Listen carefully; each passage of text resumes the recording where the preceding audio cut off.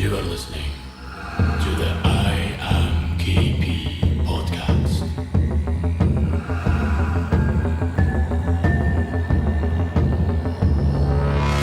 Hello and welcome to another episode of the IAMKP podcast. I was supposed to have another guest on today actually, but silly little things like marriage get in the way and he's currently on his honeymoon. Yes. So I have last minute replacement, Mr. Laura Hope. Mr. Laura Hope.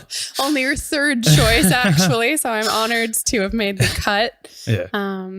Yeah. And how is it being a man now? Oh, about the same, really. I'm making you into a girl because we're drinking rosé. Don't tell people Oh, that. yeah. It's on video. They can tell. This is not rosy. Real men aren't afraid of what color their wine is. I strongly believe that. I saw you walking through with some like ice and the wine in a bucket. Is that usual? Is it? Yeah, if you want to keep it cold. Yeah. We don't have any proper actual things that would be like a vacuum that would keep it cold. Right. So it's in a Tupperware with ice. Nice. Yes. And it's kind of like a no-no, isn't it, with wine, that you don't put ice in your actual glass of wine. Yeah, loads of people do. Shit, we've started already on wine. I know, right? People are This is tuning my out. evil plan to make everyone talk about wine all the time. Yeah, I totally do. If you're having like a big old cheap glass of like Pinot Grigio or something, I'm not going to judge you. But it's when people get like really expensive nice wine and then they put ice in it and it makes me really sad because it ruins. Like I'll have that 14-pound glass of Chardonnay with a big whack of ice in it. Like Hey, what kind of people put ice in wine? maniacs and sometimes me, but only like I say, like end of a long night. I don't think I've ever seen you do it. I might have done it at home because sometimes my mom does it. If it's Right. like Is this a glass of wine with telly. wine education? No, it's something I've chosen to do. It's nice sometimes. It's a bit weird. Yeah. Like I say, I wouldn't do it with wine I actually really wanted to taste. It just makes it a more refreshing beverage. Yeah. And welcome to the new studio as well. I'm so excited to be here finally, even though I have lived here throughout. Don't say that. You're not some vagabond just I come living out of the lamp. I like, yeah. You need to stop licking that bloody lamp. It's so delicious. So- I just wanted to know if it was real. So we got this salt lamp and it was my idea to have it for the studio. But it has a permanent home in our bedroom. Yeah. And every night before Laura goes to sleep, she ends up licking the lamp. Exaggeration. Okay, so first of all, I licked it initially to make sure it was real, like actual salt, and it is. And then it turns out salt's delicious. So I've licked it like 3 times now. You can see the black marks on it where it's like fading because you've just been licking it constantly. Who would have known you're a lamp licker? Oh no, a lamp licker. I think it's just as bad as a window licker. Yeah. It's And- not quite as like visually funny. Because with a window licker, you have the inside. If you're like 30 stories up, it's pretty impressive. Yeah, that's true. Either a high jump or a long tongue. I don't know. Like the dude from Resident Evil, the lickers.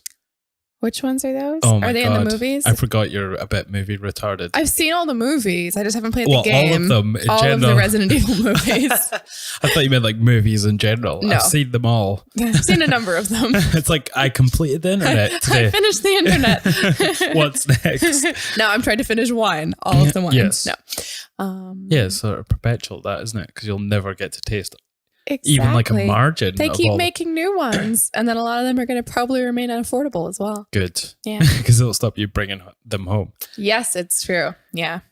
And then obviously we have a new addition to the studio, which is my Blade Runner poster. It's very nice. I like it a load. And if you're listening, then you could probably go to YouTube and you can see the video.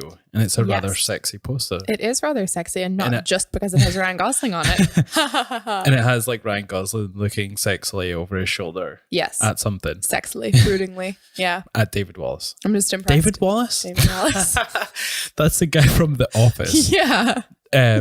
What's the game? His first name? It's something Asian. Something weird. Jared Leto Wallace. Jared Leto. Chan Wallace. I'm going to take a shot in the dark. I'm going to guess that you're not right, but I don't have a better answer. So it is a weird name, though. I kind of want to look it up now, but Yeah. Well, you can. Shall I? Well, you can. And I I'll can. just talk. Yeah. you can just talk if you But- want. I can listen and read at the same time. I can kind Amazingly. of describe the poster if people aren't watching. and it is just Ryan Gosling in his trademark jacket that covers his face, unfortunately. And he's staring into a massive pink moon. Yeah, pretty much. Yeah, good description. It's very brooding.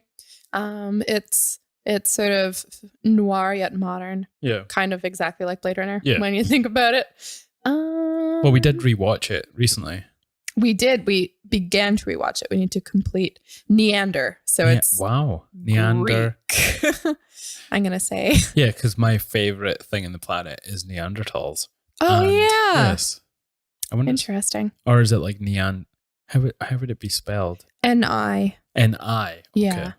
Definitely not Neanderthals then. It seems vaguely Greek or classical to me, but I don't know. Neanderthals or Neander shorts? Neander mediums. No, do you say Neanderthal or Neanderthal? Like a massive Neanderthal. I like to do a soft TH to keep Okay. people guessing. Sorry, can you speak up there? Neanderthal. Neander, what's over there? Neander. Oh. That's normal. Neander. Yeah, the sort of I try and do that, but you can't get away with it on podcasts. Oh, the Neanderthals. Not the sort on Neanderthal, but Yeah. like words I'm not sure exactly how to sort of complete them in the middle, and it's like you just kind of like make the general noise with your mouth, and then it's like, Yeah. oh, okay, The this guy's Neander smart. thing. This guy's Yeah. really smart. And then on podcasts, everyone can hear how dumb you are with your pronouncing everything stupidly. Meander. That's funny. I find like, because a lot of the wine stuff I'm doing, I'm having to kind of teach myself chemistry stuff. Okay. And I'm realizing I was just doing a really deep dive on like organic versus non-organic and pesticides and stuff. And I've just realized I've done all that reading. I have no idea how to pronounce any of them. I'm reading them to myself in my head, but I don't actually know. So what were we watching the other night where there was chemistry? Oh, 21 Jump Street. that was even like a documentary or something. Well, you might have been there. So 21 Jump Street, and it kind of reverses the roles when they go back to high school. Yeah. The jock guy has to hang out with the geeky kids, and the person who was a complete sort of nerd during high school he hangs out with the cool sort of environmentally friendly sort of crowd. Become cool to care about stuff in the like 7 intervening years, basically. But when I was watching it, it just reminded me of like how much I was so stupid at chemistry. I was I couldn't comprehend it. Like it's probably, if I had to go back, I know a lot more now because it's something I can apply now. So there are certain things I understand a lot better now because of the wine stuff, basically, because you're looking at like how cells work and how different compounds work. And but if I had to go back and like balance chemical equations again, I would be equally, there's nothing that could make me understand that. Like it's not going to go in. Yeah, it's the same for me. Like I started chemistry when I went to high school in America. I didn't do chemistry in Scotland for some reason. I was probably too dumb. And I was excelling in all my classes except chemistry. I just couldn't. It did nothing for me. Yeah. And it kind of sort of reminded me of early high school, where whatever you're interested in, you excel at. And then when you do something that you don't really care about, you're failing miserably. And it moves. One of the things about American schools is it moves pretty quickly through the course because it's short semesters. They're even. Over here, it's kind of like after summer holidays, it's quite short till the Christmas. And then after Christmas, it's sort of like is not the even sort of class because we don't split the years into two. It's just like you're doing the same thing for the whole year. Okay. And that's your classes. But they split them up. So after, I can't remember after the first semester, you do different classes in the school I went to. Okay. So you do 4 classes every day. Yeah. And then they're like double periods. Yeah. I hate them. I hated doubles. Double maths was like the pain in my life. They're just like, you're just going to be covered in cobwebs by the end. So that was, it just moves over my head. I just couldn't keep it in, like you say. That's a funny, yeah, because I'm trying to remember. I think we had 3 like semesters or terms. Trimesters, exactly. Yeah, that's one of those things that annoys me actually. Why? Come on. Because it's imprecise. It's imprecise. Because I Explain think to a people. semester is supposed to be like 1 of 2. I could be totally wrong about that. Whereas a trimester, it's 1 of 3. So it makes sense. Yes. But I thought you were bugging on the word trimester. no, that one's totally fine. When used correctly. Yes. Which it generally is. Yeah, we had, I think, 3 of whatever they were, but some courses would just run for 1 or 2 and others would run for 3, just depending on what the course was worth, essentially. And then... I mean, you went to an all-girls school, so yeah, what the hell kind of classes were you guys learning? Like, it's like the same taught? stuff. Like That's the math? thing is like, you did home ec and I never. That's not fair. And you think with the school filled with girls, Yeah. that would be all you guys would do. First of all, fuck you, buddy. Second of all, actually, if I had to do it at the time, I would have been furious because I would have thought it was very sexist. But looking back, some of that would have been quite Yeah. helpful. Do you But I think- equally would have wanted to do like shop or something and just have any practical skills for Shopping, real life. missed the end of it. Oh, Did you girls? give me back my rosé. Feminism is confiscating the rosé. Give it back to me. Girls love wine, so you're just digging yourself into a hole here. Well, girls have excellent taste in that case. Yeah, so I guess you like they wanted to stay away from that sort of thing in a all girls high school. I think it wasn't part of the school curriculum, and it was a pretty small high school and they didn't really have the facilities. Imagine the You say? home ec teacher in a sort of an all girls school that's as prestigious as the one you went to. Like they'd be the sort of laughing stock of all the teachers, essentially. That would be, I was just imagining if like we had a few male teachers and I was just imagining if one of the funniest ones was actually the home ec teacher and I can see him being brilliant at it. Wearing a little apron. But he would be like the laughing stock of the teachers, I guess. Just yeah. strolling in like, oh, the Latin teacher, oh, the bloody fucking modern feminist studies teacher. And then this like male home ec guy Yeah, that'd be pretty funny. just making brownies. Yeah. Not- And I would know how to make brownies. I still don't know how to make brownies. But I know Latin. Yeah, which is a dead language. It is a dead Do language. you know what's dead? Cooking. Everyone does it. It's true. Is that something you sort of learned living on your own? I learned a fair bit from my folks. Like, Okay. Well, pasta Primarily. doesn't count. oh, you don't count. You have to cook different stuff to go on pasta. And then like my dad was always good about if he was doing stuff around the house, he'd like explain it to me or show me what he was doing. Sometimes again, it's pretty is an iron. abstract. This Like- is a Hoover. This, I'm joking. I did get to iron my school uniform occasionally, but I mostly escaped that. Who buys irons nowadays? You know, who has People one? who don't want rumpled clothes. We have one.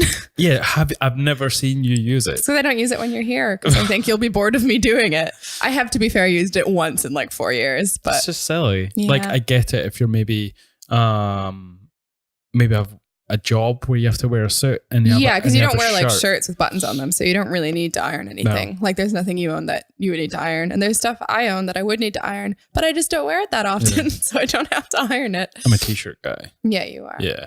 I've never seen you in a shirt with buttons on it.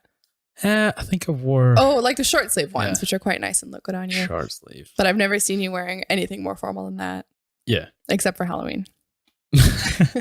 But it just seems like pretty redundant. I don't know anyone that uses an iron that isn't over the age of Yeah. 50. I mean, it's a very annoying. There are a lot, as you know, of household tasks that I quite enjoy doing, Mhm. but that's not one that I enjoy doing because I'm not good at it and it's a bit scary. So, Yeah, the stereotypical, well, in the UK, maybe it's more Scotland because it's just my experience, but it is a Sunday thing.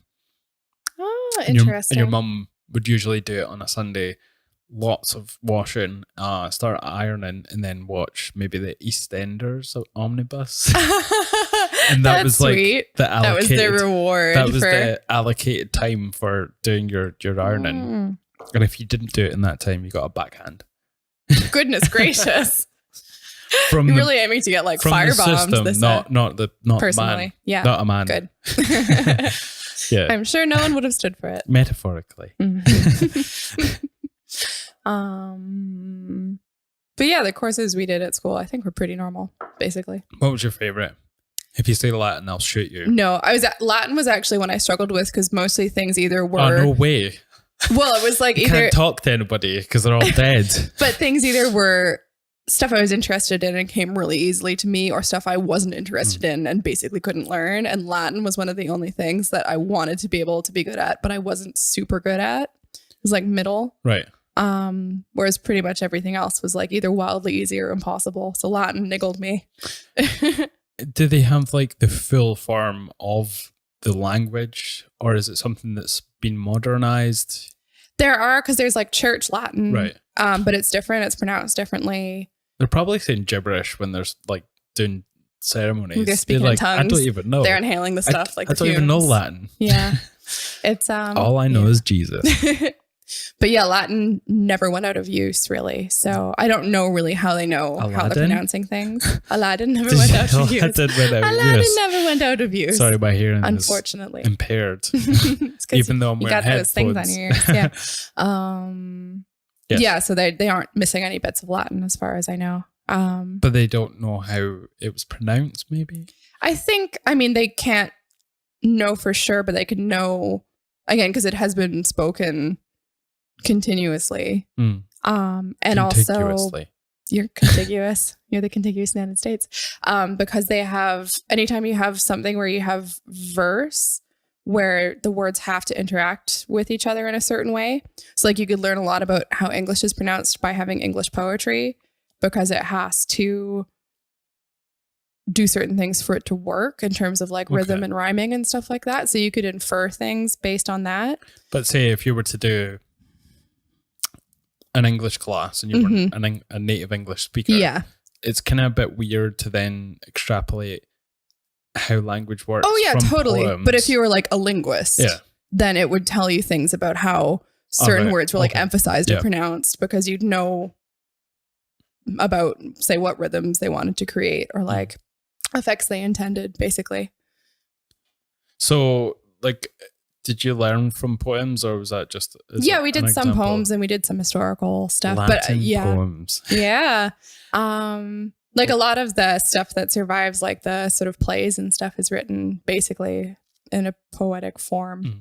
But I don't mean that that's the work we were doing to figure out how to pronounce it. That's the work that like linguists would be able to do to figure out how things worked. It's so funny that there's a bunch of people learning this language that existed essentially. I know, well, it's always been around, but had been invented like how many years ago? Like loads and loads. 2, maybe. 2 years. But like, would it be pre-Roman Empire or around? Yeah, because they're already speaking it by then. So I don't know what it evolved from. It would be like Italian tribes. So it's maybe in between Greek and sort of what we think of as prime Roman Empire. It would probably be, there'd be overlap. I assume. I don't really know. I'm talking out of my butt. But what's your favorite phrase in Latin? I always really we horsed my teacher into telling us how to say "my head is pasted on my shoulders." Yay! I don't want to say it now. We'll because say I it. feel it's weird. Meum caput in numero fixum. You're gay. You're gay. Yeah. It sounds so funny because it's like, it sounds very formulaic. It Like, is. it's That's like why it's like possible. Yeah. Yeah. Like if English had been dead for as long as Latin, it would be way harder to learn, I assume, because it's basically nonsense. Whereas Latin's more like German. It's like quite well organized. Yes. So you can figure stuff out based on patterns. I do love German. I know you do. And that's part of why I was not as good at Latin, because the grammatical aspects of it I found really confusing. She's more of a romantic language. Yeah. I feel like I intuit stuff, but like I don't, all the English grammar I know I learned from Mad Libs. So I know like what nouns and adjectives are. But other than that, it's just like, no, it's just instinct basically. And then reading up on stuff to copy edit. But yeah.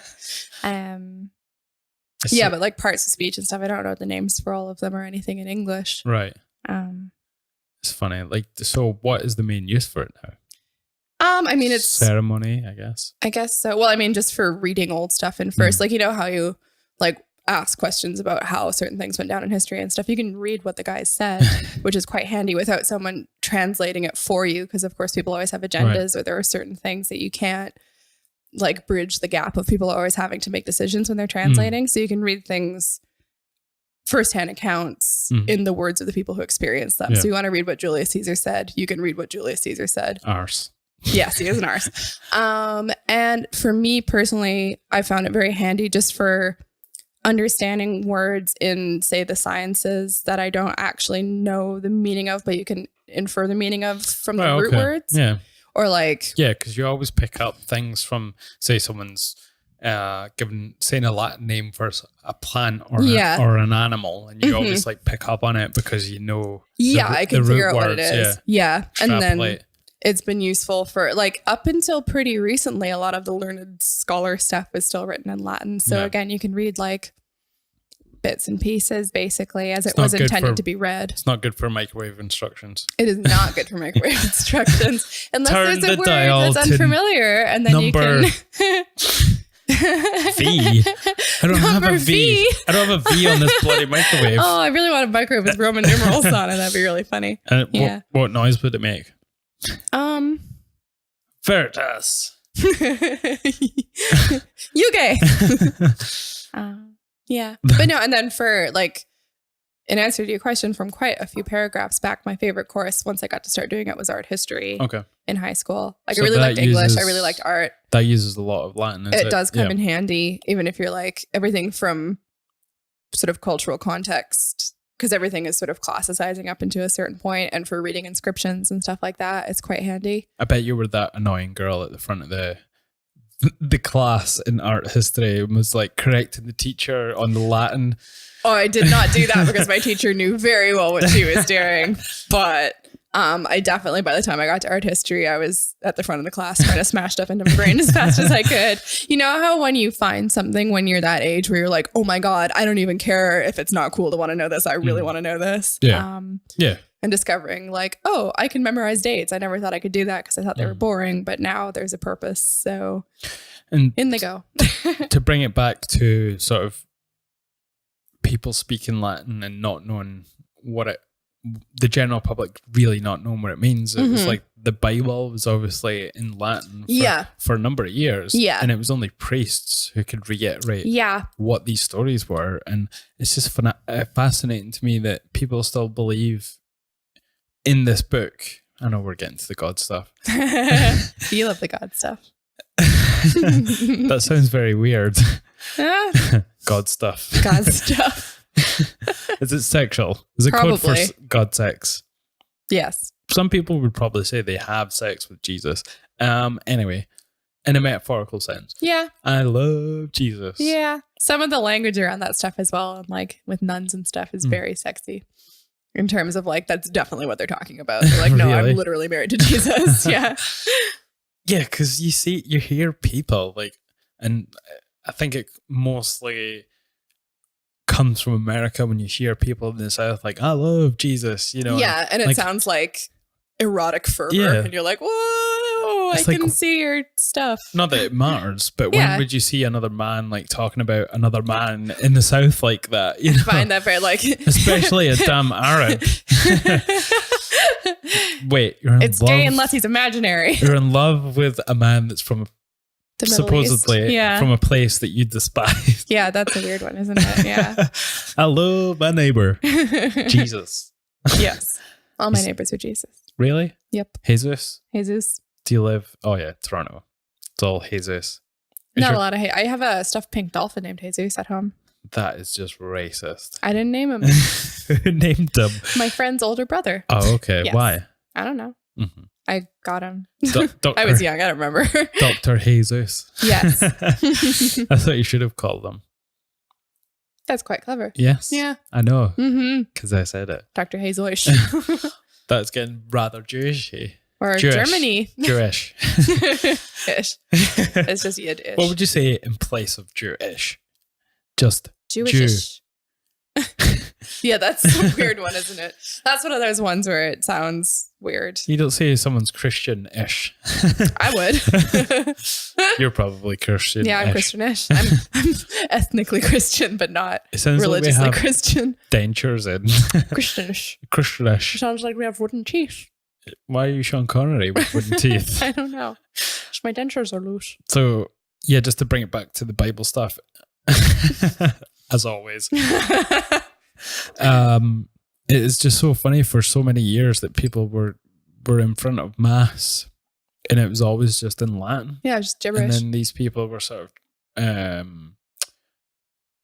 there's no way that priests that didn't have agendas when they were in their different sort of, what would you call it? Like not a parish, but like their different areas. Yeah. Like congregation. Yeah. Like from city to city, there's no way that some priests didn't have an agenda when they were sort of telling these stories and could have said it differently from other priests totally, in different yeah. places, because Yeah. they're the only people that are interpreting it, Mhm. and they're the only people that are able to speak Latin as well. Yeah. If they were even deigning to translate stuff to people, because I think a lot of times they weren't. It was like, that's the word of God. And if you can't understand it, then sucks to be you, basically. Yeah. There has to have been people that have sort of turned it and twisted the story. Oh, yeah, for sure. And even before then, when it was getting translated to Latin as well. Yeah, like whenever, that's sort of what I mean about being able to read firsthand accounts of things. Like, even if it's entirely without an agenda, you still get the broken telephone effect, or like just people have to make choices sometimes. Mm-hmm. But then when you get actual agendas in there as well, which of course people always have, then it's a whole mess.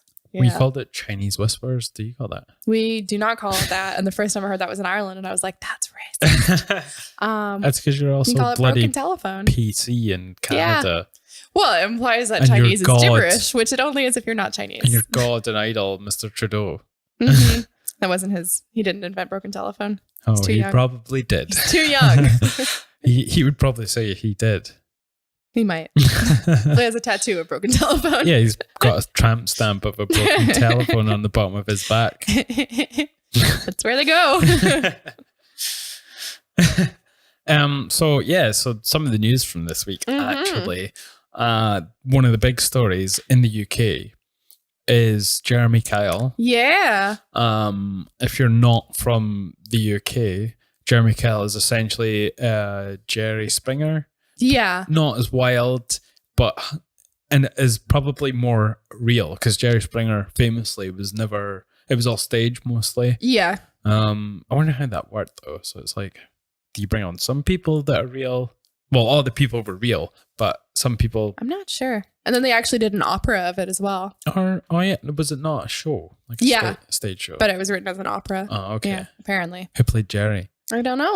Probably a number of people, depending on how long it's run. So yeah, Jeremey Kyle was cancelled. Yeah, got axed. Yesterday after, I can't even imagine how many years, because I was watching him when I was in college. I think I read it was on since 2005. That is insane. I know. Over 10 years. Yeah.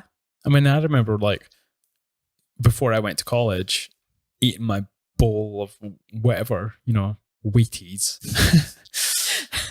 It was Rustler Burgers. I was trying to come You're up with eating something. bowls of Rustler Burgers. I didn't know Rustler Burgers made a cereal. I've just stuffed them in my mouth. Yeah. Had my morning Rustler Burger. Oh God, you're making me have heartburn. I don't even know what heartburn feels like. I've got it. And get up at 9, half 9, maybe, depending on what happened the night before. And Jeremey Kyle would be on at 10, half 10 every day.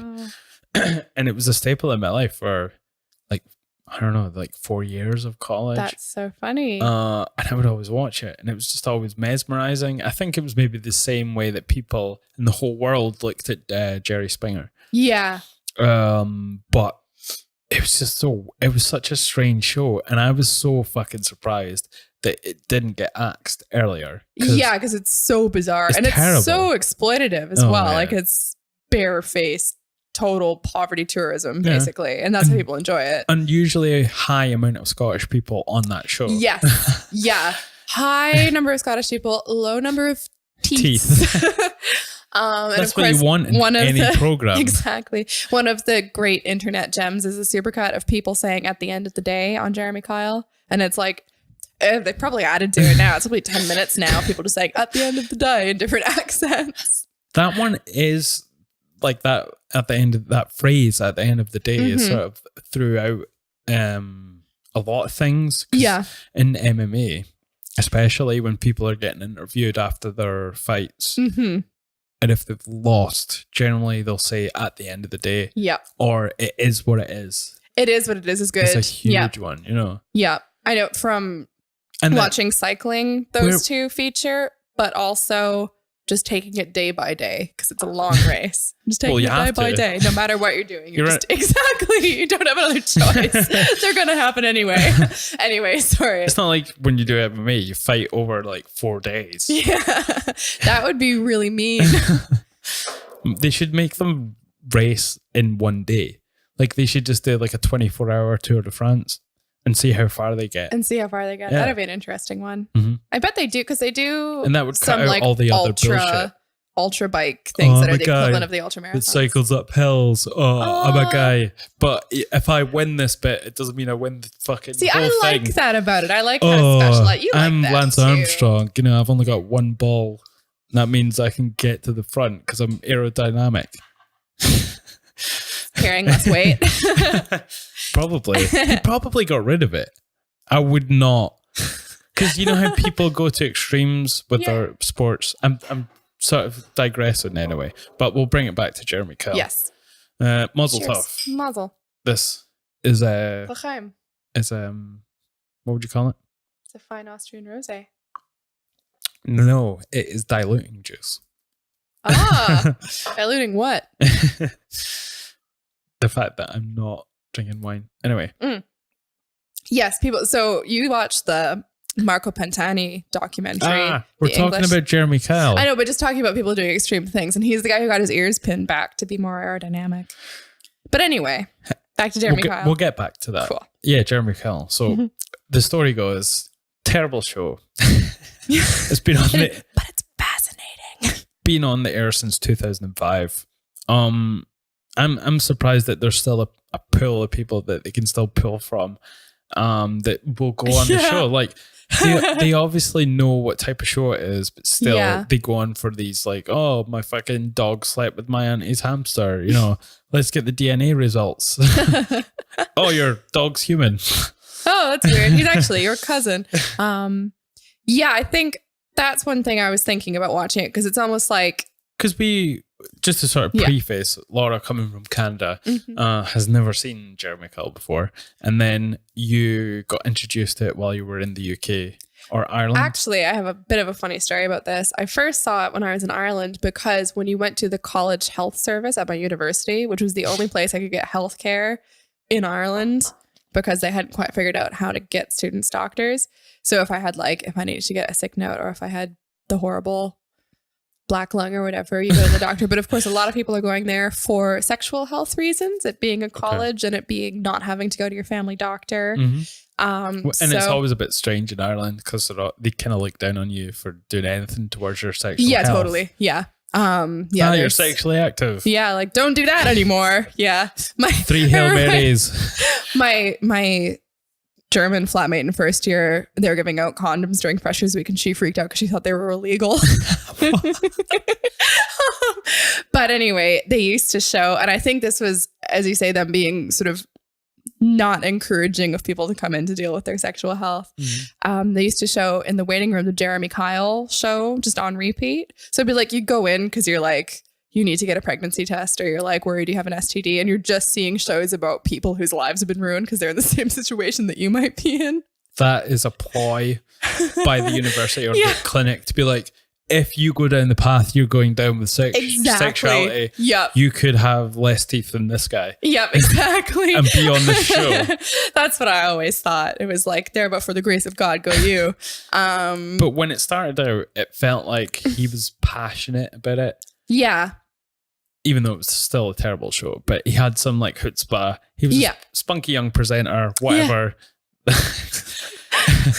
Not in all the phrase, the way that is a phrase, but yes, and it was sort of a little bit better. But over the years, he just doesn't care. Like he just shouts at people, screams, just like belittles people. Yeah. I think he's figured out like what audiences react to and he's just playing to that now. It's just like he's become sort of a sort of circus impresario. And it always it's always funny to see the difference between the sort of the crowd and the people that are on it. Yeah. And what type of person's going to watch it. Yeah. You know, it's a bunch of middle class people going on. Yeah. To see these sort of people that are at the lowest rungs of society as well. Yeah. And there is that, like, I find it quite fascinating to watch, but there's something really nasty about it as well in terms of, the exploitative aspects of it. I think one thing I was thinking about is, why do people go on this show? Because they know kind of what's going to happen. But I think I thought you were telling a joke there. No. Why do the people go on the show? Why do the people go on the show? To come out the other side.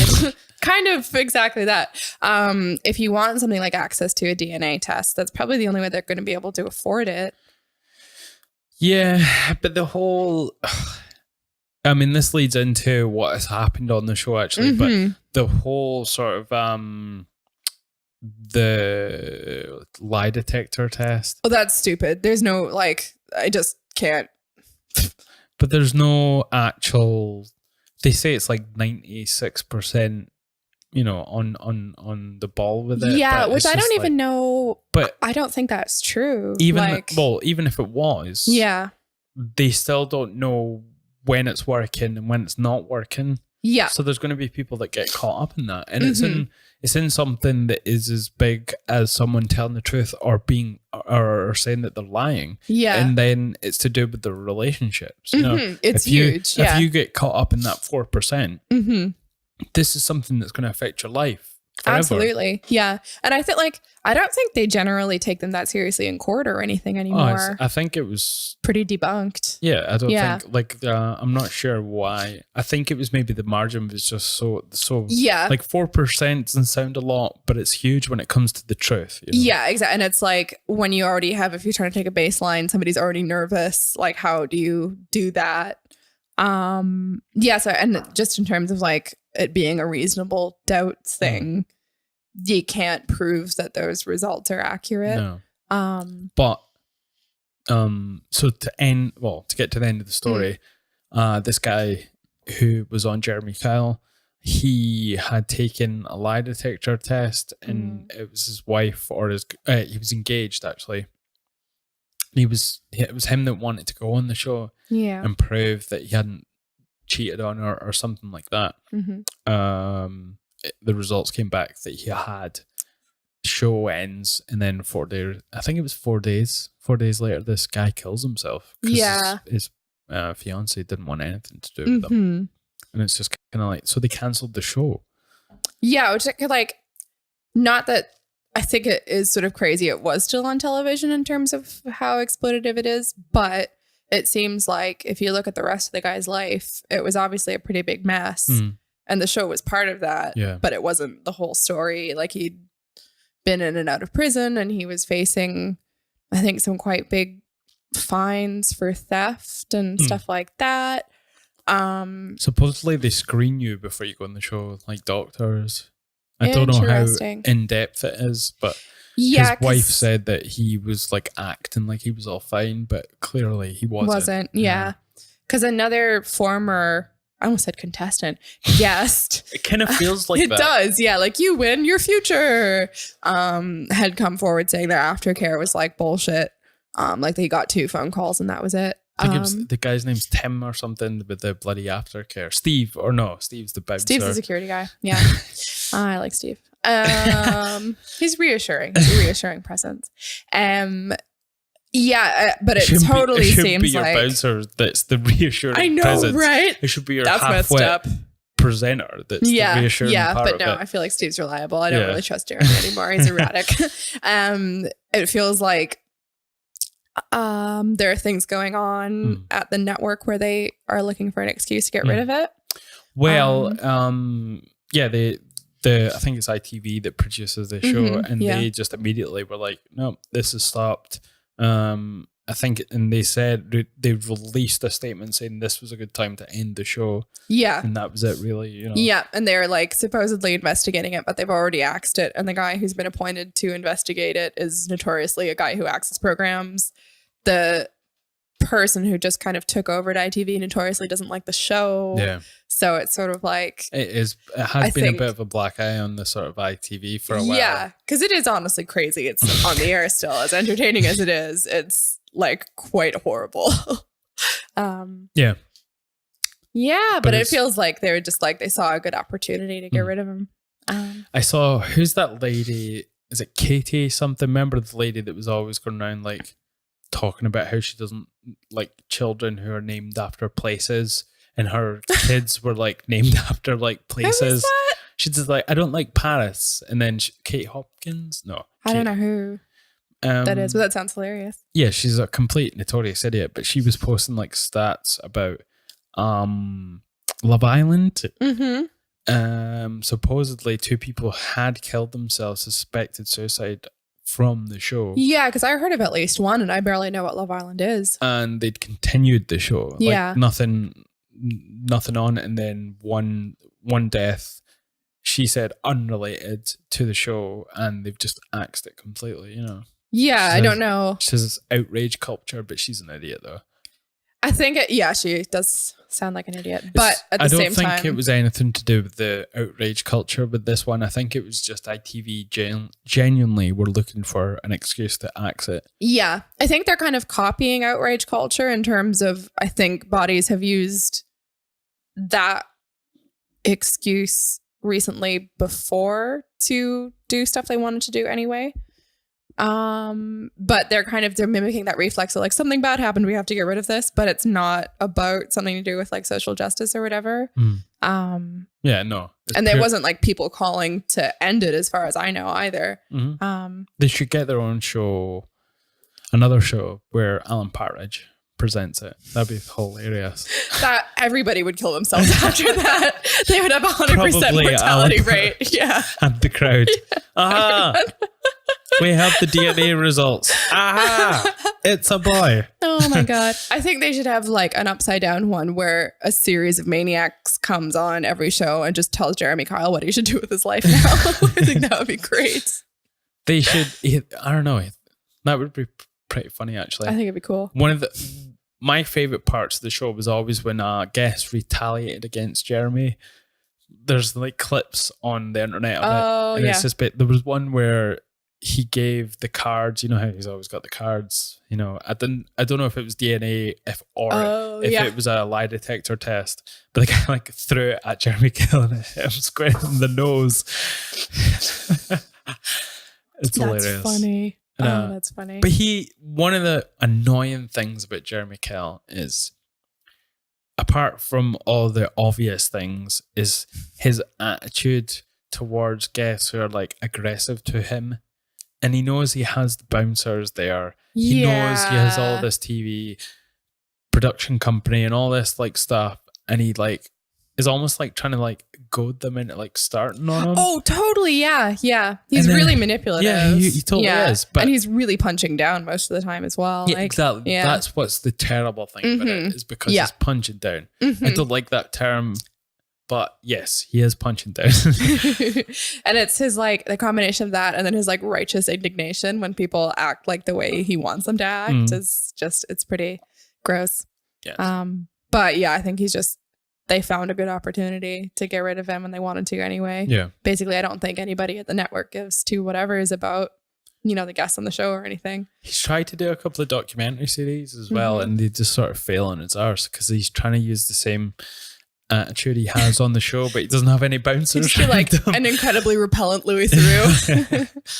Come on, stop stabbing people. The DNA results say it was his blood on the knife. Oh God, it was probably Jeremey Kyle's blood on the knife. Yes. TV. You said MTV. MTV would never touch it. I wonder what he's going to do now, though. Probably roll around in all his money and laugh. I don't know. He could probably retire. He'd be fine. all this aside, I kind of feel a little bit sorry for him. Yeah. Just because, I don't know, he just doesn't have any self-awareness about himself and how he's viewed and how his show is viewed as well. Yeah, he does feel like sort of an anachronism. Sorry, spell that. I can if you want, but I don't think anyone has time for that. We've only got an hour. Yeah. I think it would be really funny if he went on another reality TV show. If he went on like basically anything, it would be hilarious. The only way he could sort of pay, not that the show is what might have had a hand in this happening, but I don't think him personally is responsible because there's a whole, you know, production team. There's a whole, he's not. There's the whole pre-care that should have been there to sort of diagnose these things and aftercare to see if these people are okay. But he's part of that machine. Yeah. I think the only way that would sort of help him is if he does something to make awareness for suicide. Yeah. You know, some sort of documentary, but not like try and bash these people or anything. No. I bet you $1 billion he goes on like Strictly Come Dancing and promises to donate his winnings to a suicide awareness charity. That's what I think he's going to do. That's the game plan. Did they still do celebrity Big Brother? Funnily enough, I think the guy who's investigating Jeremey Kyle axed Big Brother, but I don't know about Big Brother's the celebrity one. I don't know. I'm not sure. I'm a Celebrity. Get Me Out Here would be a good one for him. Yeah, that would be pretty funny. Because people would probably want to hate him. So and they'd want him to be completely useless at everything. It'd be very satisfying. He was amazing. That would be weird. He's like some autistic savant when it comes to outdoor skills. That'd be really, really funny. I think even just seeing him in like shorts would be disturbing enough for me. And for some reason, it's sort of like the Theresa May vibe. I can only imagine that he's like a robot under his like head skin, that like everything else is just unfinished. It's just clothes. Yeah. Yeah. So continuing our sort of chat about TV shows. Yes. One of the biggest TV shows to ever grace the screens. Yes. Game of Thrones. Game of Thrones.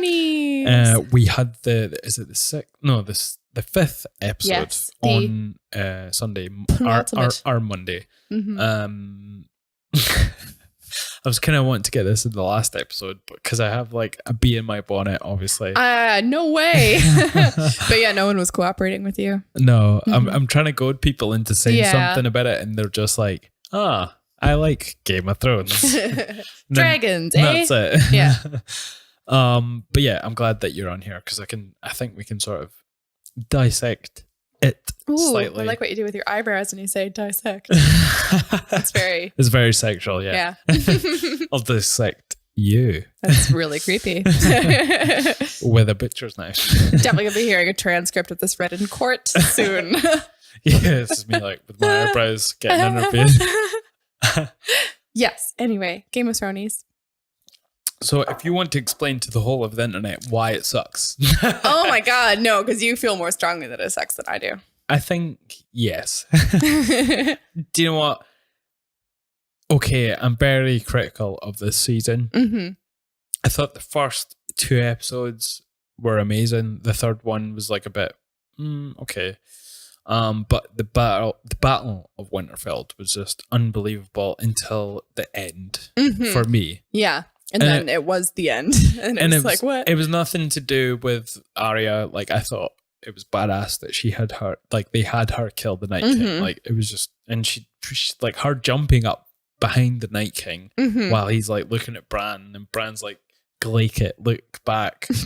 It's just amazing. Like, that. It was badass. Yeah, it was really cool. And Game of Thrones have always did well for strong female characters. Yes. But it's not about that. It's just a genuine badass moment. But at the same time, it just came too early. Yeah. Like, what are you doing? Like, that was what this season was building up towards. No, this is what all the seasons were building up to, was this. And then it was over in the second episode. Then it was like, I just got so, I don't know. I think because I got into Game of Thrones later on. Yeah. When I was watching, I think I watched the 7th season as it came out. Yeah, we watched it together. And up until then, I wasn't really invested in how the show was going to go from season to season. You know, I didn't really, like, I loved the show. Like, I loved watching it. It's like saying, like, watching Peep Show. Like, you're not like, oh, I hope they do this in the next season. You're just enjoying the ride. You're enjoying the ride. Yeah. But I don't know, for this season, I'm just like, I want all the things to happen. Yeah. And none of them have happened.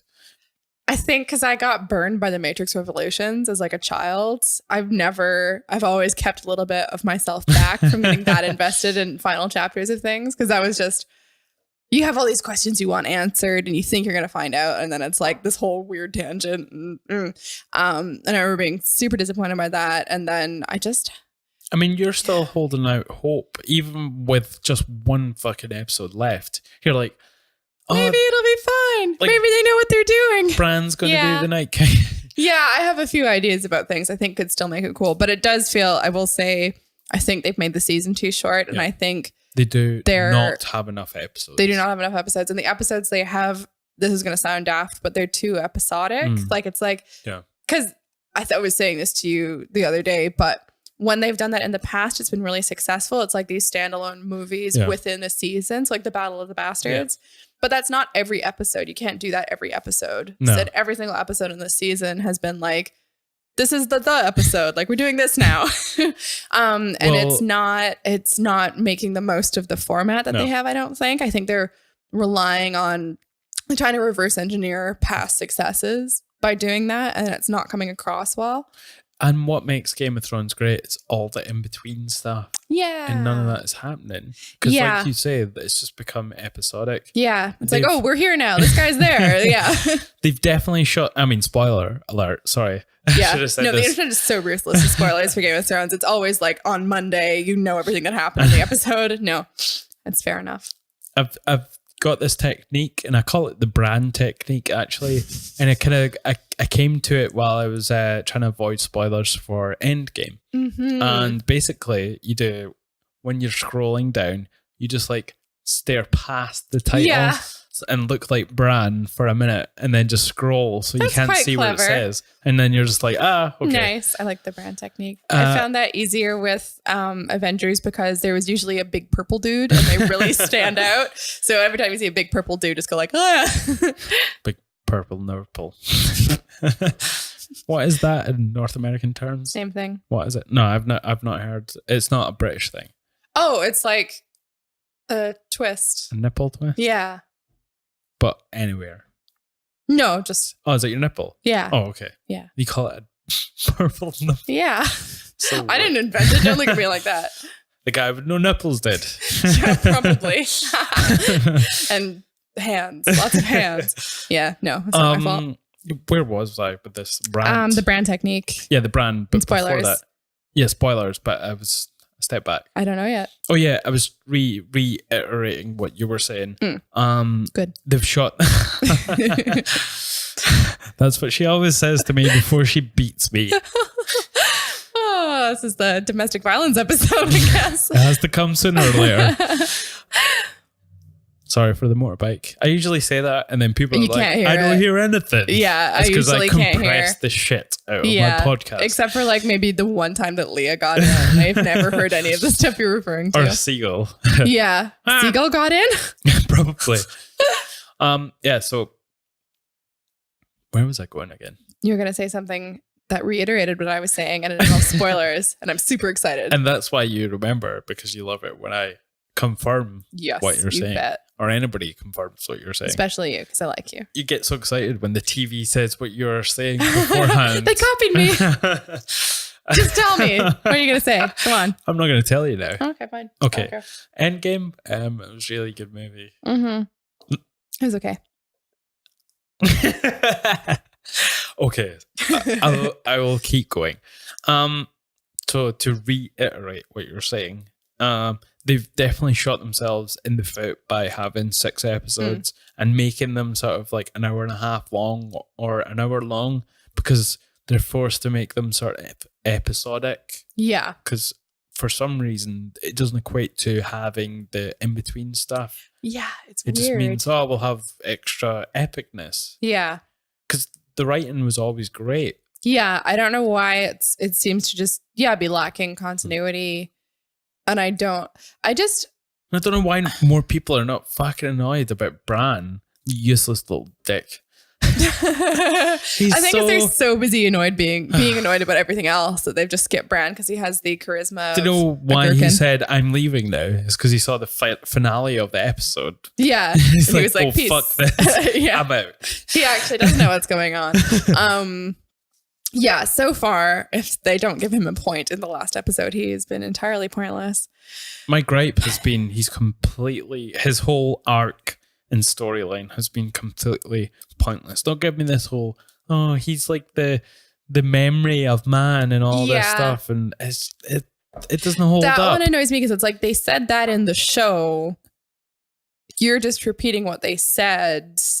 You're not, it doesn't mean anything. Yeah. Like it doesn't mean anything in the universe of the viewers, basically. And if he knows what's going to happen, then fucking tell the people that are like need to know. Yeah, You know, exactly. like- Yeah. And if he had just fallen out of that tower and died, it wouldn't have changed anything. He should have stayed down, basically. And he should have known that. There's a tiny little piece of me that is holding out for Bran to become the Night King. Yes. Or he is the Night King. Yeah, I think that would be there is cool. a lot of theories online talking about how Bran could be the Night King and the Night King somehow is like lost in time or something. Yeah. But yeah, it's just Yeah, I think because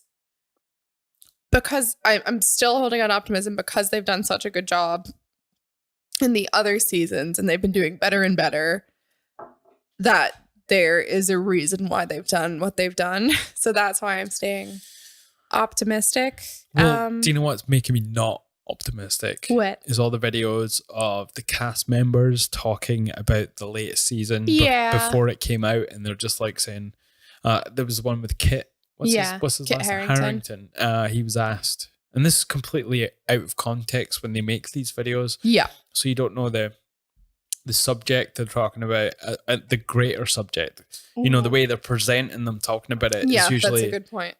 it makes it seem like they're unhappy with the show. Yeah. But Kit was like asked one word for season 8, and this was before it came out, and he was like disappointed. Yeah. And you're like, fuck. But I felt like, so that could be explained by the fact that the cast members have all been really clear about the fact that they're bummed out that it's over because they really enjoyed making it. And the second thing is when they were doing, and having not actually seen any of these interviews, but extrapolating, these are interviews they were doing before the season came out. So they can't really say anything is the problem. They're not really allowed to say anything in terms of spoilers or any hints about anything. So The best one I saw was Daenerys, Grey Worm, and the other lady. Miss Andy. Miss Andy. It's a funny name. Your funny name. And I think it was even after the first episode had come out from the season. Mm-hmm. They were on the red carpet and someone was asking, how are you feeling about the season? Yeah. And the season finale and the episodes, and they're all like sort of like trying to fake a smile. Yeah. Daenerys is like not saying anything. Yeah. Not Daenerys, or Amelia Clark. Yeah, Amelia Clark. She's trying to like fake a smile, and then she's like, "You're not saying anything." She's like sarcastically is like, Yeah. "Best season ever," and then just making weird I faces. think like with the context of like knowing her character goes evil and then That again could her be not it. being allowed to say anything. That could I be don't it. really find that like I'm sure they're looking for stuff now to present to Well- confirm what the internet is freaking out about, but Okay, like I've said, like my piece on why I'm pissed off. Yeah. Bran. Bran. What do you think's been good about this season? Ooh, Nothing. I think as set pieces, some of the like the Battle of Winterfell was amazing on its own. Just There are some. It was like a unbelievable. horror movie. Yeah. I thought that was actually a fantastic episode. And this the episode before that was amazing because it was setting all this up. Yeah, and they did that really dexterously and without it being boring or awkward. Like they did a really good job. Yeah, of kind of last time on Game of Thrones, like getting everything going. I thought as much as it's horrible, the kind of destruction of King's Landing was very impressive, and they've clearly looked at like loads of footage of like historical like Dresden and stuff like that. It's very resonant and very horrifying, and like Pompeii, like there's all sorts of different references they're pulling in there, which is really cool. There are a few sort of character developments that I've liked. I liked the before, actually most of it's in the Battle of Winterfell really, but before when they're all getting drunk. Like, Yeah. I thought that was great. Brienne got knighted. Yeah, that was was really amazing. nice. That That made was me like emotional. slightly teary. Yeah, totally. I didn't get teary, but I was pretty emotional. Yeah, it was cool. When it was happening. I was like, no way. Yeah, I thought that was lovely. That gave me the ooh. And that was another thing that just pissed me off in this latest episode. It's Yeah. just a lot of those character developments and character arcs were just completely reversed or just shot down.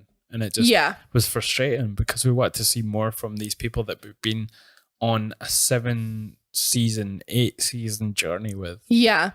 And it's like, these are the people that have survived as well. Like, they've terrorized us throughout by ruthlessly killing off main characters. Yeah. And yeah, so at this point, you've like been baptized by fire with all of these characters. Literally. Well, sometimes literally. Yeah, I'd say there are a lot. Oh, give me a minute.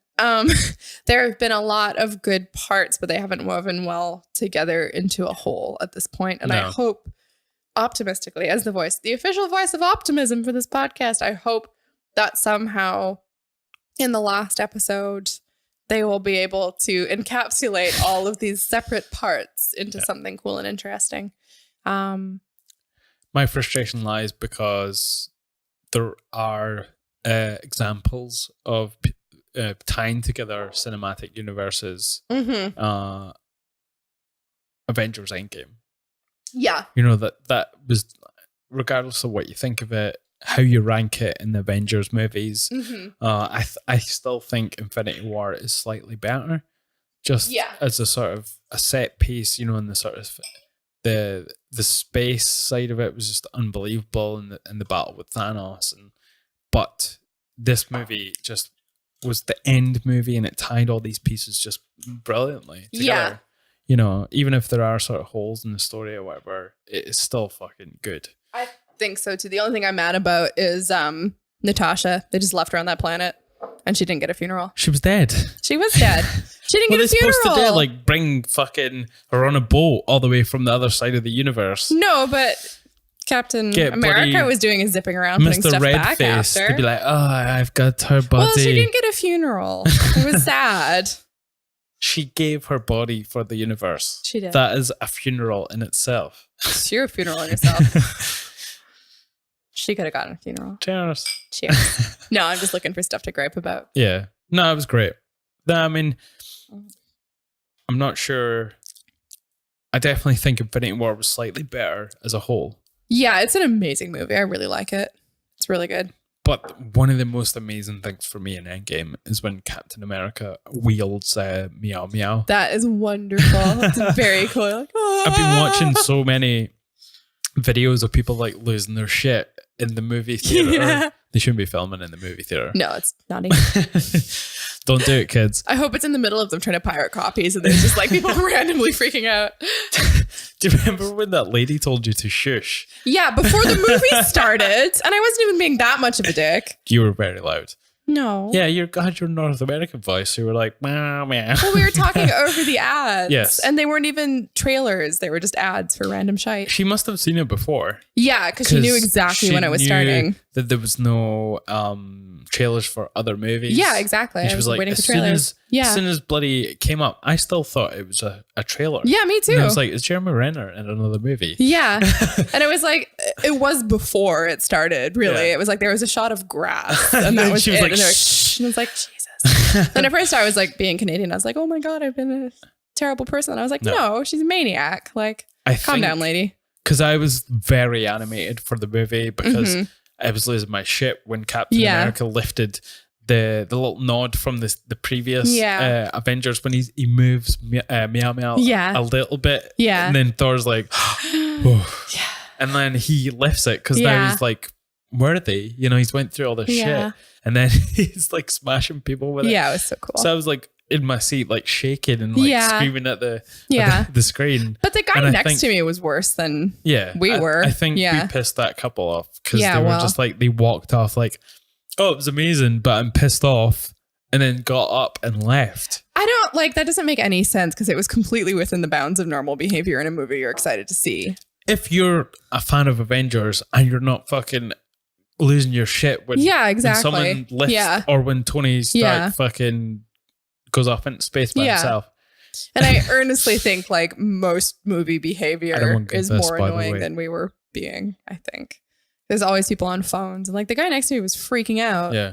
And then like talking as well. We weren't talking. We were just going along with the movie. So if you're mad because somebody's enjoying a movie, you need to calm down. Yeah. Yeah. Try American movie theaters. Oh, yeah. They're like shouting out at the screen for like someone to do something. Yeah, totally. Yeah, I've been in movies where that happens. I saw Snakes on the Plane in the cinema, and it was like a vaudeville show. It was people were like booing and hissing. And was it demographically sort of black when you were there? I don't know. It was dark. It's Snakes on a Plane. It was Samuel pretty mixed. Jackson. It was popular amongst certain demographics. Say it was a normal Toronto crowd of ethnically diverse people. Okay. I didn't notice. Yeah. It was, to be fair, more than 10 years ago. Yeah. So yeah, I don't know why they were annoyed. I think they were annoying. I think that was their main problem. Yeah. Yeah. They'd definitely seen it before. Yeah. Because they knew exactly when to shush. Yeah. It was just grass. It was just a shot of grass. Like 99% of the crowd didn't even know it was Avengers. Exactly. We were not people still talking while everyone else had quieted down. Still mad about that. So my first experience of an IMAX movie. Yeah. Especially in, that was so Canadian. Yeah. Oh, yeah. Oh yeah. Oh yeah. I saw Avengers Endgame in 3D and in IMAX. Yeah.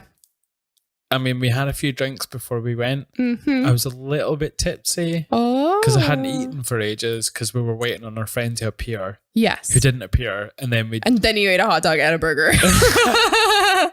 You ate a Five Guys and then a hot dog. I had a burp later on that was like, I don't feel good. I'm like, I'm definitely sick. Oh no. So I had a Five Guys burger, went straight to the cinema. And we like had to eat really fast as well. I barely made it. I'm a slow eater. That's my normal pace of eating though. Yeah, but it was not my normal pace of eating. They give me too many fries. I never even got any fries.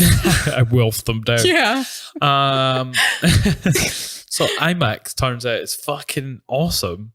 It is really cool. I wish I'd went to maybe see. I had options to go see The Dark Knight Rises and the previous ones before, but my friend went to see them on the opening nights in IMAX, and I'm just like, IMAX, it's a waste of money, you know. No, it's you can just see it in the cinema. It's not that expensive relatively, and it's amazing. So when I got there and it switched from 2D to 3D, we were all like, right, put our glasses on. Mm-hmm.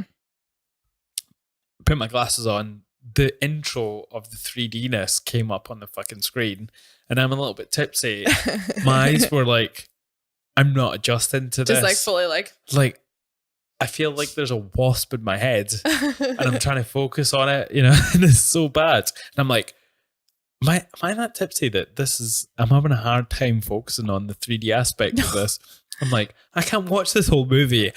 A thought went through my head. I'm going to have to go home because I can't. Oh my God. But it was like for a split second. That's so funny. It was like a split second. And then I was really like, funny. Oh no, it's my eyes. My eyes are adjusting. That's so funny. Aww. But I was like, I'm going to miss Avengers Endgame because I was too tipsy to focus on the 3D. No. Oh boy. Yeah, it was like. Because I had a hot dog and a burger, I would have spewed. Or I would have vomited if it was going to. Thank you for translating spewed into English. That is unpleasant. English. I like that you had to go back and say no. We I'm invented all the words. Being sarcastic. Oh, we invented that word too. I know. And that word and those ones. Technically, vomit was invented by the ancient Romans. I'm pretty sure that's a Latin root. So what did you say? Full circle. Vomit. Oh, okay. Vomit. Vomitorium. One of your favorite fun facts is that that's not really what they were used for. Yes. Mm-hmm. Well, yes. People assume wrongly about what vomitorium means. Yes. What do you think it means? I'm not going to ruin it because I already know because you told me like 13 times. But what did you think it was initially? I was taught as a small child that it's the room people go to at Roman banquets to throw up so they can eat more food. Yeah. Because of the lavishness I think it was sort of a rumor about the lavishness of what the Roman Empire was. I think they did totally do that. They just Of have course, a room for it. So yeah, they thought the room that they would go through to make themselves sick so then they could continue eating was called a vomitorium. And you're the Latin person. Does that make sense with words like how it's translated now? Like, I think so. like but vomit. Like if you vomit, it's because you want to vomit. Yeah. I'm not really sure. Like I don't know. But the actual purpose of it was the stadiums. Yeah. So the outlet for people, the sort of when people come off the stands when they're watching bloody Russell Crowe. Yeah. The way it comes out into is called a vomitorium because they're spewing. The crowd is spewing into the streets, which is confusing because a vomitorium would be like in a private home if it was for what it was supposed to be used for. So it's weird that they would get those confused. I wish we had those now, though. Not the stadium ones. And Russell Crowe's a knob. I mean, like the ones where you go and just like spew. That's really unpleasant. No, thank you. We do have those. It's called pub toilets. Have you ever been sick in a pub toilet? Not. No. Do you know I've never been sick from drinking? Really? You just enjoyed your alcohol poisoning? Never. Really? Never been sick. Interesting. There's been a few times where I should have made myself sick. Oh. With a hefty hangover. But I've never done it. Huh, interesting. I've made myself sick like twice after a drinking session and it made me feel better. We're going to have to change the subject because this is really gross and I'm actually feeling ill. We'll go to the vomitorium. I will and not. You will be fine. It's psychosomatic. And then I'd have to leave because that's where people go when they're leaving. You should do it. Anyway, that's a weird one because it would be a building with a different purpose. Yeah. So it's I wonder where those lines sort of crossed and what people thought it was. Yeah. I don't know. It's sort of do you think it was something that maybe the Gauls like spread a rumor that they're all idiots and they're all vomiting in some rooms? I'd assume it's modern and not like it'd be like another from the 1900s word that we probably. invented. Modern. Yeah, because the Gauls notoriously, I think, drank more than I was joking. the Romans anyway. I was being It would be funny. It would be funny, but it wouldn't have survived. Yeah, unless it was like the Romans saying the Gauls said something, and they wouldn't have the gall to do it either. So, insert Darren's funny puns. You need to make KP. yourself a who? You need to make myself a who. You need to make yourself a theme tune for you said KP's funny puns. I know, but then I was like, "Who's Darren?" It probably would be to the song of Backstreet Boys. You are my fire, but it'd be KP's funny puns. Ooh, interesting. I think you should record one. No. Yeah. No. Definitely. I started and ended my career on Laura's movie synopsis. My favorite song. I wish I had it still to play it. Me too. I want it as like my ringtone as well for when I phone myself. I don't know.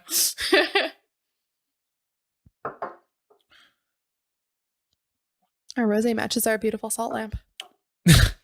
It is pretty nice though. I really like it. When you wanted to get one, I was like, you dirty hippie, but I really like it. Supposedly like they do something to the air. So maybe that's why we feel like so like blissed out around it. I do feel like drawn to it. It's quite weird. I don't know if it's just a really nice quality of light or if it's something like that, but I feel like I want to turn it on. It's quite weird. I've never felt like that about a light before. Well, if you keep licking it and then you're addicted to salt, so that's probably why you have withdrawals. And every time you look at it, you're like, I want this. Probably that's it.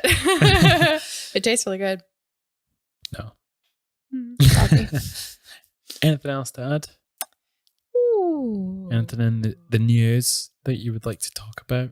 Oh, well, one thing that was funny was that Theresa May felt the need to weigh in on the Jeremy Kyle situation as well. No way. But she basically just said, like, this is a bad thing. It needs to be investigated. It's like, cool, good job, Any Prime opportunity. Ministering. Like, she's so transparent.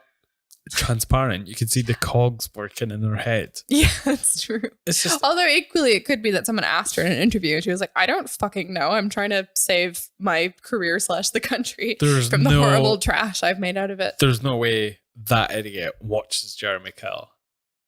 That's such a funny mental That's like image, the though. commoners. I wonder what she watches. She probably doesn't watch anything. She probably reads a page of Mein Kampf every night.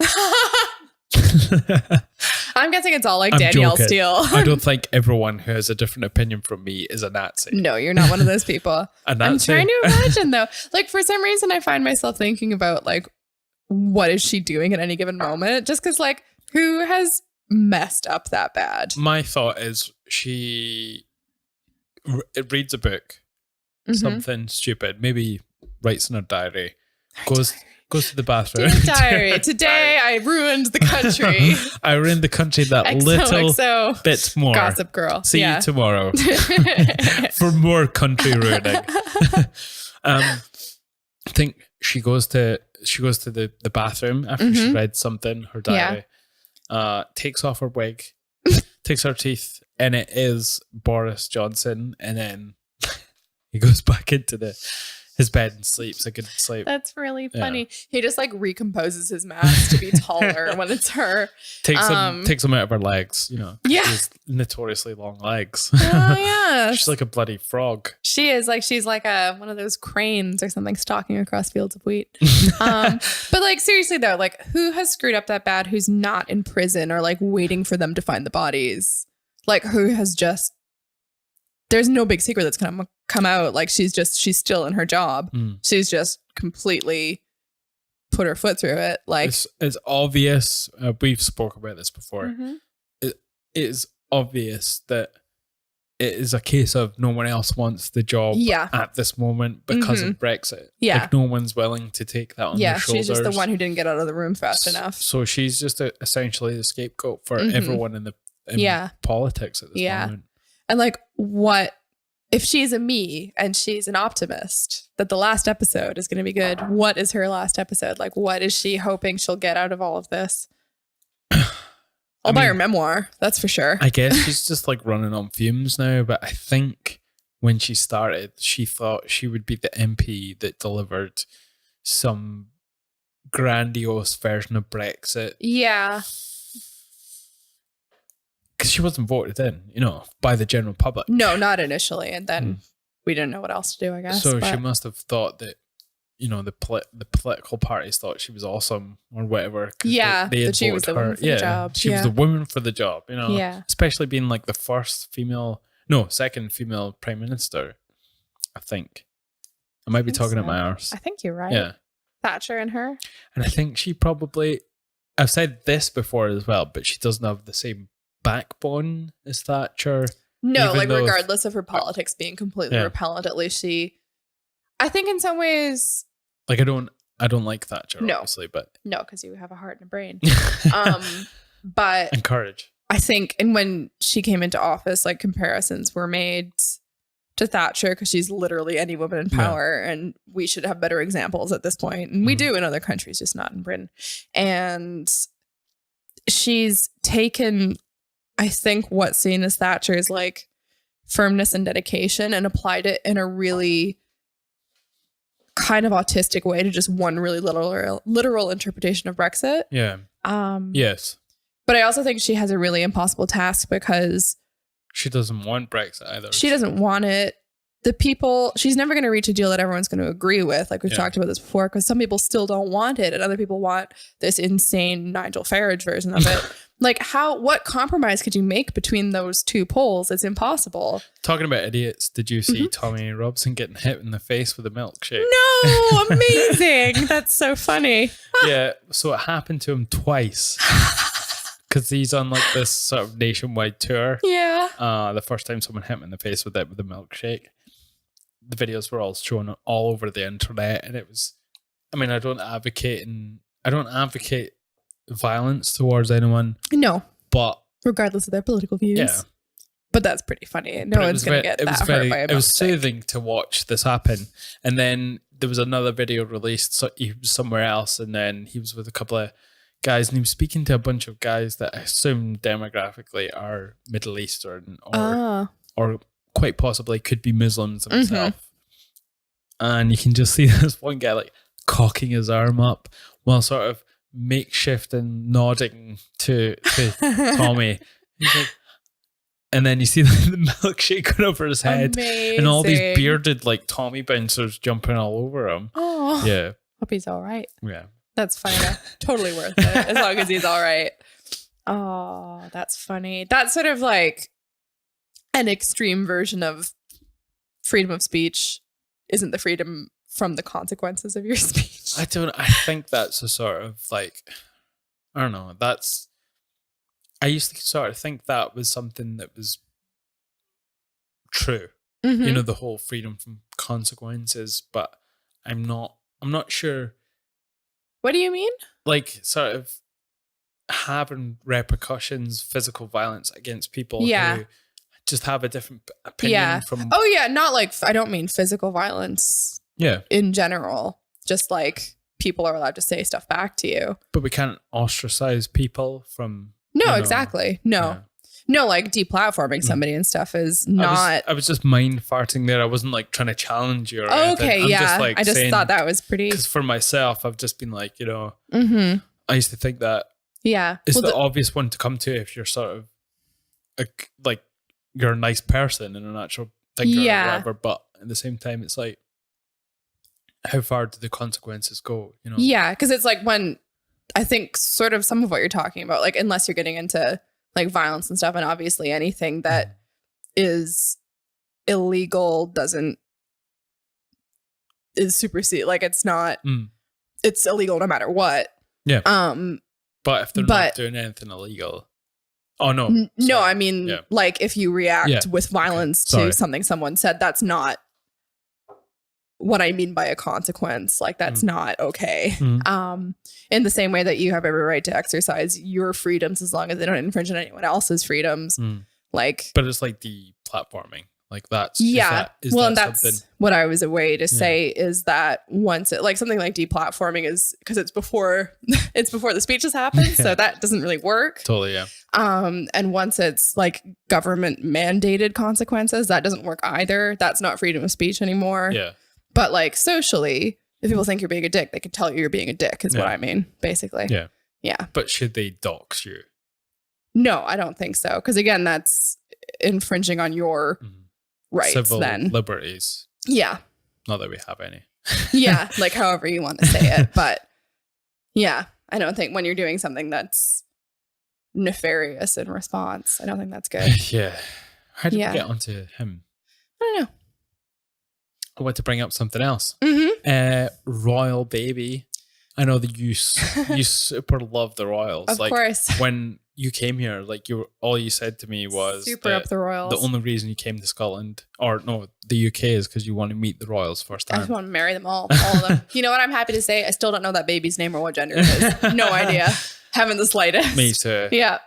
I'm just like, I'm happy a presumably healthy baby was born to a seemingly nice couple. That's cool. Yeah. But that happens every single day. It does. Like, yeah. And unless it's New Year's, most people don't get in the news for it. So I'm just so frustrated by it. And it's obviously a diversion. Like when they bring up royal stuff, it's obviously to sort of take the sort of focus away from something else. I feel completely. And I don't think it's really worked this time.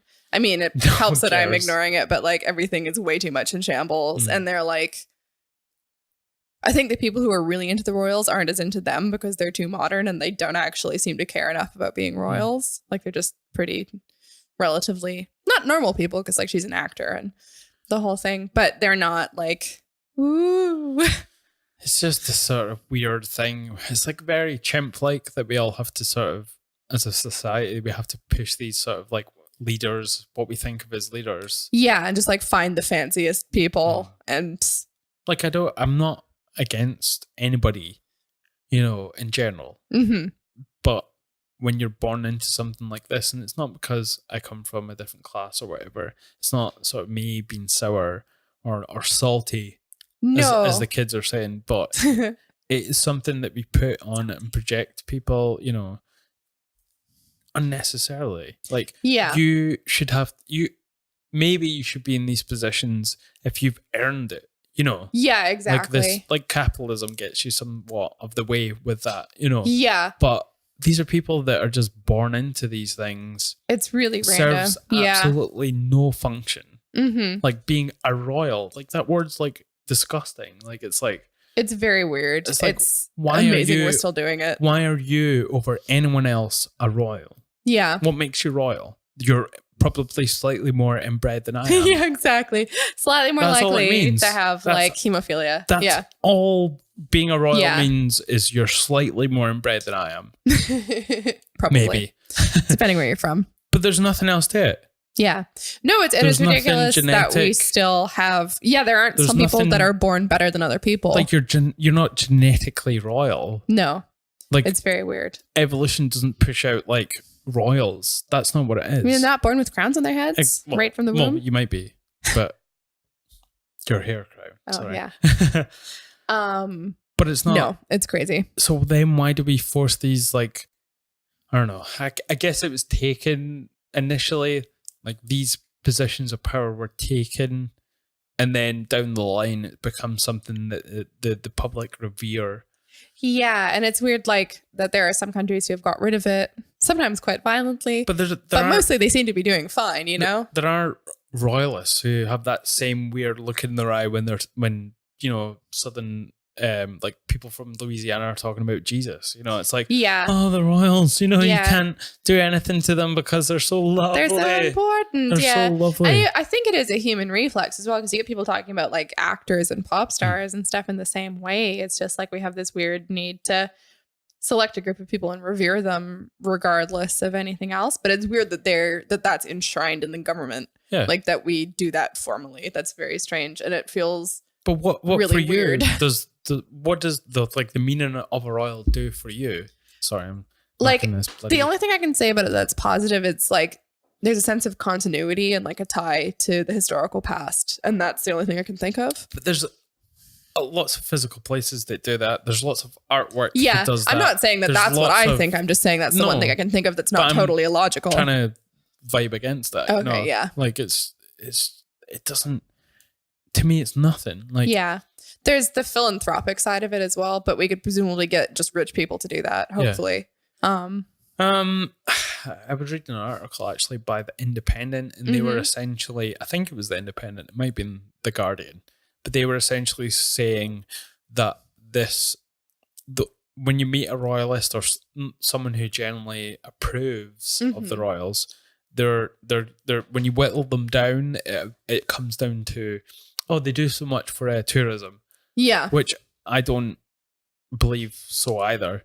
I find that super random. I think if you didn't have the royals, then the tourism might take a small hit, but they're still going to visit all these like locations that are historically amazing, you know. Well, I think, for example, like look at Edinburgh. Like we have a royal palace at Holyrood, and the Queen's here. She apparently bloody hates it. She's here once in a while. We don't have any royals. We have more tourists than we know what to do with. We have too many tourists, and Edinburgh is absolutely fine. Scotland doesn't have any bloody the royals that they have a few residences. But we don't have any Scottish royals. No, and tourism is a booming, my friends. Yeah, like too much. Like get out. To be honest, too many people. Sorry, I was trying to continue.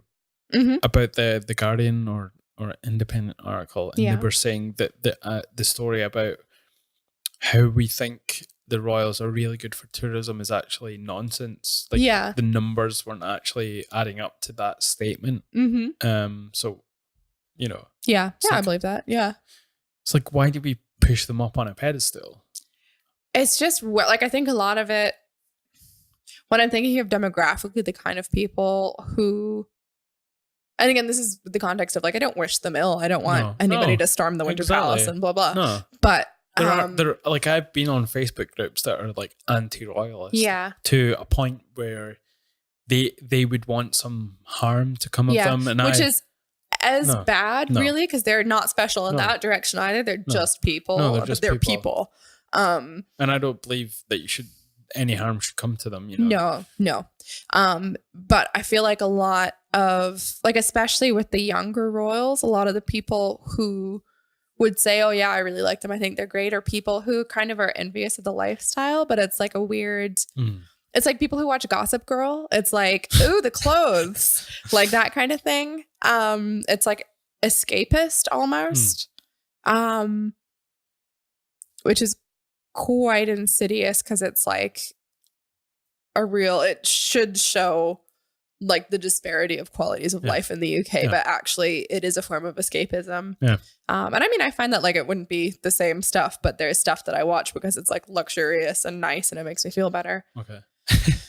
Just like stuff with good clothes and good wine and food and stuff like that. Like when we watch like cooking shows, like when we watch like Chef's Table, like it's just nice. Yeah. You know, it's even though we're not like able to eat that way that often and stuff like that, but it still makes you feel good. Yeah. It's like food porn as well though. Like exactly. But at least like class porn. Yeah, class porn. Yeah, exactly. Perfect. Yeah. That's what it is. Yeah. And it's the same with like all the like a lot of the reality TV stuff, I guess, to come full circle. Like the fancy people. At the other end as well, like it's class porn, like where we're talking about with the Jeremy Kyle, like for middle class people. It's the other way around, The other way around, And it reminds me of like, I think maybe Victorians started it, but like poverty tourism, where the fancy people would be led on tours of the slums. So they could be like, oh, you poor, like take me to the orphans with the fewest fingers left. Or teeth. The smallest, dirtiest orphans. Probably didn't have any teeth. That can be yours. Probably not. That can be your indicator. If they don't fall out on their own, you can pull them and sell them. So yeah. But that was a thing, like poverty tourism. And even some of like the writers we have from that period, there's an aspect of that to it. So do you think no matter what we have, there's always going to be some sort of romanticization and fetishization of anything? Yeah, I think unless our lives are either perfect or so divorced from daily needs that we don't have that impulse anymore, in which case it's probably because all those impulses are being fulfilled for real. Like if we're living in like virtual reality or something like that, and we can have whatever we want all the time and be whatever we want and be wherever we want. I think like you and I do that to an extent, but about different stuff. Like our escapes are different. Yes. Like it's like historical stuff or like post-apocalyptic stuff, like that kind of thing. Window. The window. Get off me. The window. Like that everybody has stuff that they feel is missing from their lives that they're going to look for in other places. I guess they're going to look for the most extreme form of that as well, which would be royals or something that's on the level of Jeremy exactly. Kyle. Yeah. So I guess logically then, unless we're not missing anything from our lives, we're always going to be looking for that stuff. And it could be that we're also like Wendigos, like the more you're filled, the bigger you grow kind of thing. So it's like, you can never be fulfilled because every time a need is fulfilled, you find another need. Yeah. It's like how incredibly rich people don't stop making money. They're not like, oh, I have enough money now. I'm good. I have enough yachts. You can always have a better yacht, you know. Just put them together and make one massive yacht. Super yacht. Mega yacht. Anyway, on that note, I think we put the world to rights. Perfect. Yes. Sorted. Anything Awesome. you want to say before I... No, I'm good. Okay. Oh, I guess, can I promote my upcoming art show? Yes. Possibly. Okay. I do have an upcoming small exhibition of artworks in our local It's All Good cafe. Yes. Coming up, totally selling out. One of the best showing art in a cafes cafe in all the world. But it is a fantastic cafe. It's really good. So that is going to be starting on the 8th of June. And how do people come and see it? I'll be posting some stuff. Is there an opening? There is going to be an opening. I'm probably going to be late because I have to work. Ironically, living the dream. She's working at the cafe, so I'm not working at the cafe. I don't work at the cafe. Otherwise, that would be just where I'm open during my artwork, basically. But yeah, there will be something in the evening on the 8th, and then it will be in there for the season. And where do people go to view your art? They can check out my Instagram at Laura_Z_Hope, or they can Google Laura Hope Artist. And just laurahopeartist.com should come up, and that's my website. And everyone should check it out because I'm biased and I think it's pretty awesome. I think you're pretty awesome. On that note, thanks to everyone who's watching and listening.